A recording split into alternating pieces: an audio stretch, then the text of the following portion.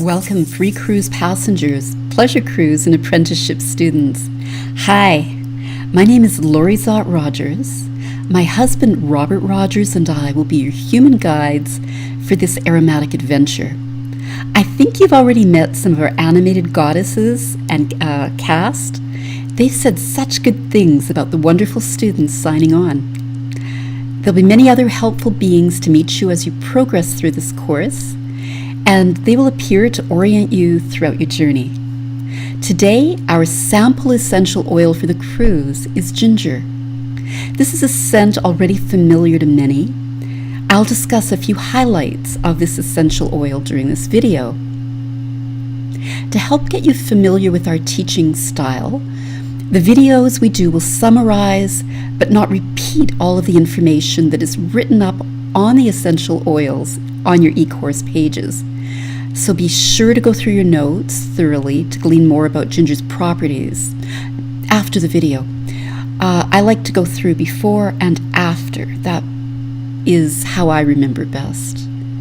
You might also wish to take notes. This does reinforce memory while we're teaching, and not everything in the video is in the write-ups. Now today I'm in the ship's galley where I prepared a ginger chai to get into the mood. You may want to put this on hold and do the same. There's a recipe for ginger chai on this page. Besides warming me up on this cool day, ginger also has proven anti-nausea properties, and it is an ally for those of us who get motion sick on boats and cars and planes. So this is one of my favorite properties about ginger. Now, every essential oil has cautions associated with it. Don't use any essential oils on anyone under the age of 3. Check for interference with your medication. Don't use any essential oil you might be sensitive or allergic to. Ginger can be irritating to sensitive skin. It's slightly phototoxic. So this means don't apply it before you go into the sun or onto a sunbed. Always dilute essential oils before using them on your skin, and proportions for that are in the course. Generally, you never use over 5% in a skin dilution. Most essential oils should not be used at all internally, but ginger is an exception because it's a common culinary herb. So if you're not sensitive or allergic to it, very limited internal use is acceptable for adults. For example, 1 drop on honey. Honey will emulsify it and spread it throughout your drink. Hot tea is a lovely way to use it. Now, for a little background on ginger. The name ginger is likely derived from the Jinji district in India, where tea made from ginger was used for stomach upsets. Now, ginger has been used in medicine since very early times in many cultures. It was used in China, Greece, Arabia, India, and the Italians all used ginger as a folk medicine. It was probably brought to Europe in about the 15th century as a condiment and spice. And as a plant, ginger is a perennial herb. It grows to about 3 or 4 feet high. It has a thick, spreading, tuberous rhizome. The essential oil is extracted by steam distilling this rhizome, and this rhizome yields about 2 to 4% essential oil. Therapeutically, ginger has also been used for stomach upsets ranging from diarrhea to nausea. It's generally used in the form of as a dried herbal powder when it's taken internally, or juiced from the fresh rhizome. It also relieves cramps and spasms in the intestines and uterus, used this way.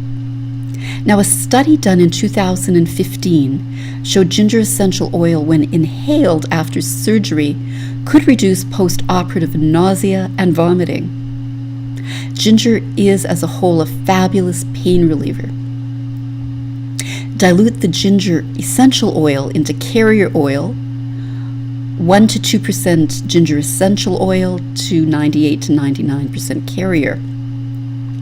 You can choose safflower, apricot, olive, mini coconut as a carrier oil. Use this mixture of carrier and essential oil for a rub or a massage base. Use this way is helpful for arthritis, muscle aches, sprains, and circulation. Now, another of my favorite applications is to dilute and rub essential and carrier oil into my shoulders and temples to relieve headaches and the kind of headaches and stress that's caused from working at the computer too much, having really tight shoulders and neck, kind of a modern day plague. An even more effective way to deal with the migraine, however, is to juice the ginger rhizome and freeze this juice in an ice tray. Do this, of course, when you're feeling well, and then when you're not feeling well, you can thaw this ginger ice cube, dilute it, and drink it as a ginger juice cool. Or you can make a tea from the juice if you prefer a hot remedy. Ginger essential oil, used in various ways, increases core body temperature if you're chilled. A drop or two can be dispersed into the tub. And for adults, it can help break a fever by encouraging sweating. Ginger is an uplifting scent and is used as an emotional perk-up if your emotions are slightly down or you're suffering from kind of a cold emotional state. We also talk about the personality of essential oils, how the oil itself has a personality, but how it affects people on the personality basis. So this will vary from person to person, but generally, ginger is thought to be a warm personality, rugged, familiar, and uplifting. Ginger is also an affectionate name given to redheads, and we know how spicy redheads can be.